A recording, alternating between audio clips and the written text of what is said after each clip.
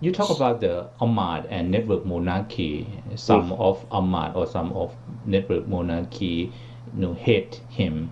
The among the monarchy network, they are, use the king to get the benefit, and Yes. among them they have, benefit each other. They try to Mm. share benefit each other.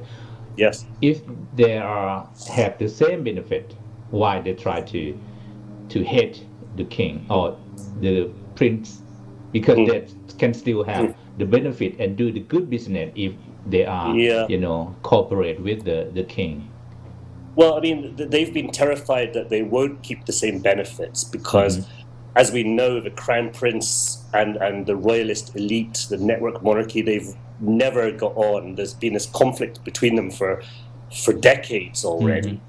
And so the old royalist elite who are close to Pumipon, they are terrified, and they have always been terrified, that if the prince becomes king, he would, a new rise up, maybe, built around Taksin and Taksin's network. Mm-hmm. And the old Amart would suddenly find all their benefits gone. So that's what's really worried them. And Yes. that's why many of them are trying to do a deal now with the crown prince, because as they see it's more and more likely that he will become king, they're trying to make deals and, make sure that when he becomes king, they'll still get the same benefit and nothing will change. But we don't know, what happens when the prince becomes king. He could still, cut off the support for the old Amart. It just depends on whether he thinks he's powerful enough. And I think this is one of the reasons for the coup, was that to have the military in place to control the succession and just keep the prince under control. So he can't do anything that will really change things dramatically in Thailand. And the old Amart will still, and the network monarchy, they'll still keep their power and influence behind the scenes. Right. From your sources in Thailand, how about the relation between the prince and princess? They've never really had good relations, because, as we know, Vajir Longkorn is well aware that many Thais would rather to have Pratap as their next monarch, and he's always been very aware of that. So there's been a lot of problems between the pair of them for as it's becoming more apparent that the crown prince will become king. We're seeing Sirindhorn moving out of the moving out of the limelight a bit, and the Bike for Dad event is a big part of that. But then if you look at the celebrations for her birthday last year, there was purple everywhere for months. There were all these celebrations of her, whereas the prince had never got the same kind of celebrations for his birthday. So there's still rivalry between them, but and back when the PDRC was still on the streets and we saw Sirindhorn with a little golden whistle as a sign that she supported them, and she sent flowers to the injured PDRC protesters and so on. It's clear that she was being brought into the struggle, and some Thais still, among the elite, they still hoped she would become the next monarch. But now it's looking increasingly unlikely. So she's kind of she's not in doing so many public duties as she used to, and she'll probably be moved away. She might even leave Thailand when the succession comes. She going to leave or still in Thailand? She may leave. According to U.S. Cables that were leaked by WikiLeaks, the Chinese have prepared a big compound for her near Beijing. She may live in once after the succession happens. This was in one of the most important, most useful leaked cables, the American cables. They talked about the fact that for her own safety and to just keep out of Thailand after her brother becomes king, she'll move to China and spend most of her time in China in a special compound that the Chinese have already built for her. That is a rumor, or do you have any evidence to prove this? It's been discussed by senior Thai sources to the U.S. ambassador, Eric John, back in 2009, when the cable was published. So I can't confirm it, but I mean, we know she's got very close ties to China, and that the Chinese have built this big kind of palace for her. So that part is confirmed. What we don't know is if she'll go and live there for most of the time and really, withdraw from Thailand. We know that it's been discussed and it's a possibility, but it's still not confirmed. But, I think the Pratap would be worried about her safety if her brother becomes king. So she might, once she's no longer having to look after her father, because the two of them are very close, once he dies, she may well decide just to move away from Thailand. But she's control the crown book property, the crown property bureau. So she control everything about that. So she control the money of Thai monarchy. We can say that. Well, I mean, according to my sources, she doesn't necessarily control it. It's controlled by the palace, really. So and there's the Crown Property Bureau has their own team that control the money in a way that benefits the Amart, the old Amart, the old network monarchy. Sirn Horn, I think, she doesn't take much interest in controlling the money, so she's happy for the Crown Property Bureau to manage the money as it wants, which will be done. And that was the same with Bhumipon. So this is why many people in Amart, they would like Pratap to still have control over the money, because then she's happy for them to continue managing it. She won't really intervene in the same way Bhumipon never intervened. And they're terrified that if the prince becomes king, he might want to manage the money differently. So, yeah, I mean, the control of the Crown Property Bureau is a huge issue. And it is one of the reasons why there's still some conflict over succession. Ahmad and previous elite people try to supporting her to be the king. Gonna be the success to be the king for the princess?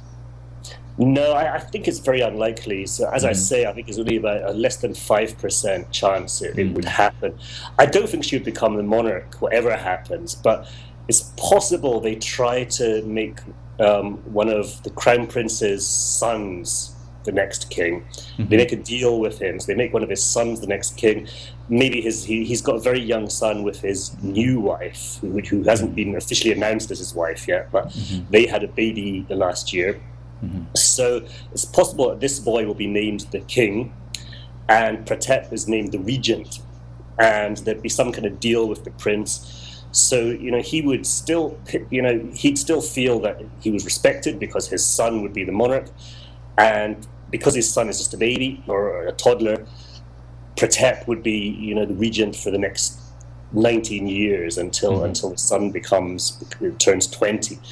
So this is what some people are still trying to achieve. But as I say, I think it's very unlikely.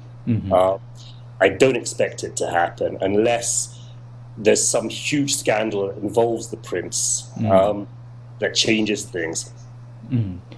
Let's talk about the military. After we have the king number 10, what do you think about the status of the Thai military? They're going to control or under control the king, or they're going to control the king? That's what they hope, and that's the plan of Prayut Chan-o-cha and Prawit Wongsawan and their circle. They're hoping that the military can have an alliance with the crown prince, and when he becomes king, they'll support each other. So this is really their plan to protect themselves after the succession, to try and ensure that the military still has this really hugely important, powerful role in Thai politics. So, they don't want the military to go back to the barracks. They don't want a professional, non-political military. They want to keep controlling things and making all their money from, their businesses and their illegal activities and so on. And it seems quite likely that, if the crown prince does become king and the military and the junta help that to happen, he may well continue to be an ally with them, and that will unfortunately be very damaging for Thai democracy. Wonder about your work, or even you criticize the Thai monarchy, because they thought that Thai monarchy, especially King Bhumipol, they had been done a lot of good things for the Thai people, but you never touched about the good thing of Thai monarchy. Why not? Yeah, well, look, I don't blame a lot of ultra-royalists because they've been brainwashed since they were born. Most people in Thailand, they're taught even when they're, just a baby onwards, Right. they're taught the king is a great man, he's done great things for Thailand. And Thais, all Thais want to be proud of their country, and that's normal. All of us, want to, support our country and stand up for our country. And Thais are told that to stand up for Thailand, you have to praise and support Bhumibol and the monarchy. And they're told that, if somebody criticizes Bhumibol, they're attacking Thailand. So people often make this accusation about me. They say, oh, you're a Farang who hates Thailand. Because I'm criticizing the monarchy and the junta. And in fact, I love Thailand, and that's why I made all these sacrifices to report about Thailand, because I wanted to do something good for Thailand. But when people say I'm only criticizing the monarchy and I don't say about the good things that they've done, I don't think that's true. I mean, in my work, I'm a journalist, and it's my job to just tell the truth. So I don't write just attacks on the monarchy. I try to show exactly what they've done. And, I think it's been grossly exaggerated to say that the current king and the Thai monarchy has done great things for Thailand. A lot of things are a myth. I mean, Thais are taught that it was thanks to the monarchy that Thailand was never colonized. That's just not true. Thailand was basically a colony for centuries. Mainly a British colony, then a US colony. And the monarchy and the Amar, they were like the colonial government. They behaved in just the same way that a colonial regime would. So that's a myth. This myth that Bhumibol has worked so hard and put so much money into raising Thailand's income and helping the poor. It's not true. If you look at what he actually did, the evidence is not there. It was all just propaganda. So somebody has to say this. Are there some good things the monarchy's done? Sure. In 1992, the king's intervention stopped bloodshed. In 1973, it probably stopped some bloodshed as well. So I'm not saying the monarchy's never done anything good for Thailand, but I think the contribution that it's made has been really exaggerated, and people need to know that. As you know, the Thai people, we living with the propaganda about the Thai monarchy, for a long time. And when the King Bhumibol passed away, and the palace announced that the king, died, what do you think about the Thai loyalist people in Thailand? Yeah, there's going to be huge drama. A lot of people will be crying on the streets. It's going to look a bit like what we saw when Kim Jong-un died in North Korea, where we saw these people on the streets wailing and crying. Thailand's going to look quite similar. And a lot of these people will be genuinely crying, because they genuinely love the king. And they will be genuinely heartbroken when he dies. So, we may disagree. We may think that actually the reverence for the king is misguided, but we should acknowledge that these are genuine feelings that they have and genuine beliefs that they have. But when the current king dies, I think the spell of monarchy will be broken. The Thai monarchy has had this kind of spell. It's almost like magic. It's had a spell to kind of control Thais and to control their thoughts for centuries. And one of the amazing things is that even in the 20th and the 21st century, as most monarchies around the world became obsolete, and the Thai monarchy still managed to have this kind of magic power. And when Bhumibol dies, that will end, because people just won't feel the same about the crown prince when he becomes king. There's nothing they can do to change that. So suddenly, a lot of Thais, they'll be deeply sad about the king's death, but they'll also never again have the same feelings about the Thai monarchy. But I think what will happen is that the memory of Bhumibol, they'll try to exploit his memory for as long as possible to try to keep Thais loving the monarchy. So they'll be mourning. Once he dies, they'll probably be mourning for 999 days. They'll probably build a giant statue of Bhumibol in Rajabakti Park, as add it to the other ones. And because the Crown Prince won't have the same popularity, they'll try to use just the myths of the monarchy and these past great kings as a way of trying to keep the monarchy's power. But I don't think it will work, to be honest. I think it's going to fail. What do you want to send a message to Thai king or the Thai monarchy or the king of Thailand? What do you want to say to them or send a message to them if I'm pretty much sure that they heard you and they're watching you. Yeah. Well, I mean, there's no point sending a message to the king because the king is nearly dead. His mind is gone.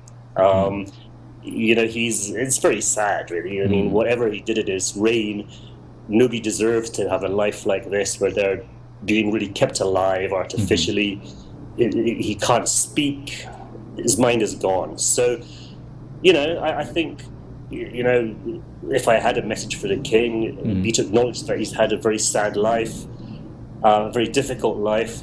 And, I guess he probably tried to do his best for Thailand, but he made many mistakes. And in the end, his life has been a tragedy because he didn't strengthen Thailand. He weakened Thailand and weakened Thai democracy.